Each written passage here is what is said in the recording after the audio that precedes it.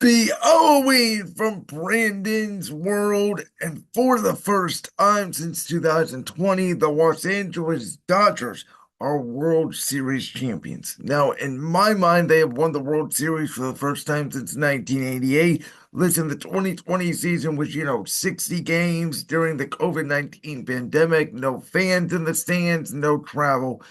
Definitely should have an asterisk to it. But I think the difference between this Dodgers team and, the Dodgers teams in 2017 and 2018 and 2021 and 2022 and 2023 that did not break through. Not only was obviously Shohei Ohtani, who, had the 50-50 incredible season and just gave that offense incredible length of 1 through 9. Not only the incredible production by Freddie Freeman, who before Game 5 of the 2024 World Series had 6 straight games with a home run. That was dating back to his 2019 World Series with the year that, or excuse me, 2021, the year that the Atlanta Braves won the World Series. Mookie Betts obviously providing big offense and, had the big sacrifice fly last night and the big play, in game 4 involving those fans in the first inning. Max Muncy made some plays. Will Smith made some plays behind the plate. Walker Buehler and Yamamoto and the starting rotation they had came up big. Jack Flaherty, who was on and off in the postseason, really struggled last night in game 5. Only went an inning and a third, but then the bullpen picked them up. They just really felt like a team of destiny. And I thought they were hardened a little bit, in the postseason. They're down 2-1 to San Diego. They're arch rivals. This was a San Diego team that was the best team in baseball, post All-Star break. And, this was a Dodger team who, again, had to go through San Diego, would have been in the regular season, had to go through Arizona, who, of course, made the World Series the year prior in the regular season. Even the Giants were around 500 and, gave them a good battle right up there in September. So even though the Dodgers did win that division, it wasn't, a 10-game lock in the division. They couldn't really coast comfortably, and I think that helped them to go through wars, go through close games.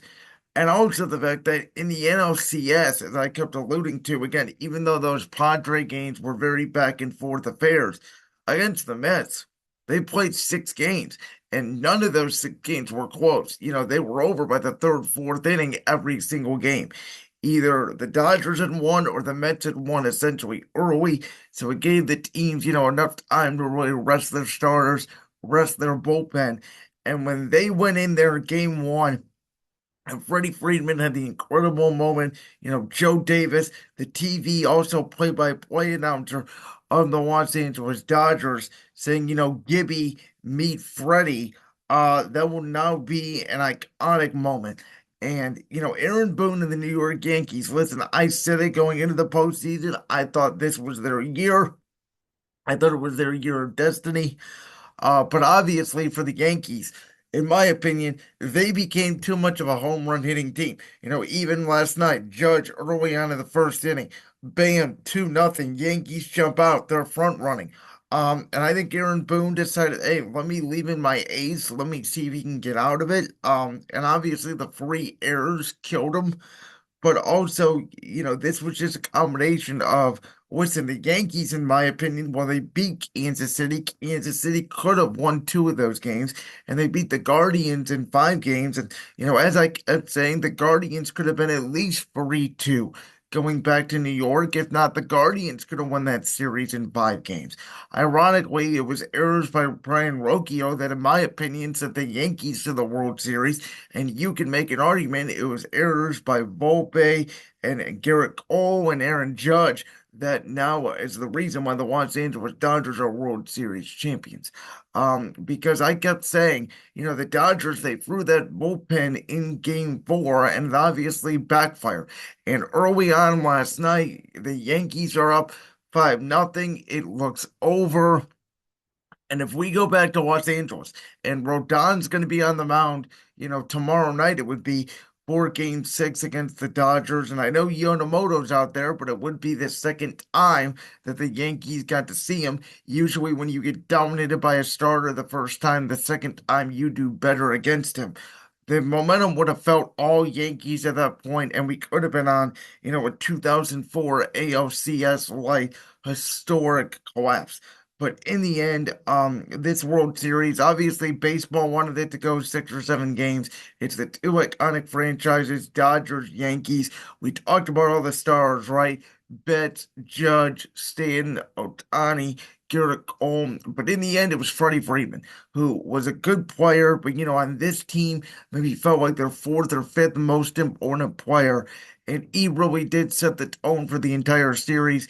He at one point was batting and getting more hits and better average and more RBIs and more homers than the entire Yankee lineup combined. And that's what I always felt about power hitting. I always thought in baseball you needed a great bullpen.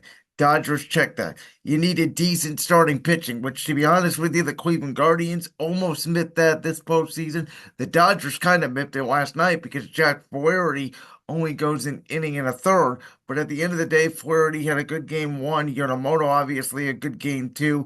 Bueller, who pitched game three and then got the save last night, which once Mookie Betts hit that sac fly, the Dodgers go up 7-6. You sort of just felt the air go out of that stadium. But I always felt like, you need good pitching, you need a great bullpen, and you need timely inning from the unlikeliest of heroes. And the Dodgers checked all those boxes.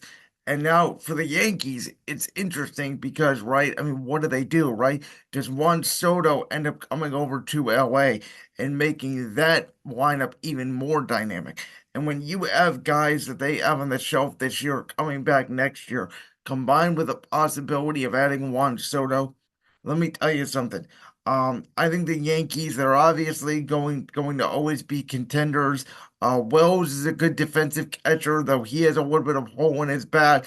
We'll see what a healthy Anthony Rizzo could do for them at first base. But I do think the Dodgers and Yankees are both here to stay. Obviously, the two big markets. I don't think they're going anywhere. But at the end of the day, the Dodgers deserve this. They outplayed the Yankees in the World Series. They overcame adversity against San Diego when a lot of people, including myself, thought they could be gone in the NLDS. They took on a very odd Mets team who, dating all the way back to the wild card round against the Brewers, felt like a team of destiny. And so every team the Dodgers faced this postseason, Padres, Mets, Yankees, you really felt like could have been the team of destiny, and the Dodgers took care of them all. So Shohei Ohtani goes over there. Again, I was a little ignorant because we saw Ohtani with the Angels never be in a playoff game. And for the best player in baseball, I know numbers wise he was, but I always said until I saw the 50-50 season, and of course the night he did have 3 home runs in one game against Miami, that was the night to me that Shohei Ohtani officially arrived. And 1 year across town in Los Angeles with the Dodgers, Shohei Ohtani gets his first ring, and what I think would end up being one of the most classic World Series of all time, especially for 5 games, between the Freddie Freeman home run, between game two, when the Yankees almost tied it up and it went to 2 outs and it was the one pitch, to, last night, the 5-0 comeback, and ultimately the Mookie Betts sac fly will be remembered as the run that gave the Dodgers another World Series crown. Like that clip from the Brands World podcast? If so, make sure you go down there and hit that subscribe button. While you're down there hitting the subscribe button, make sure to also hit the notification bell so you never miss another upload. And make sure you check out all the other clips from the Brands World podcast right here on YouTube.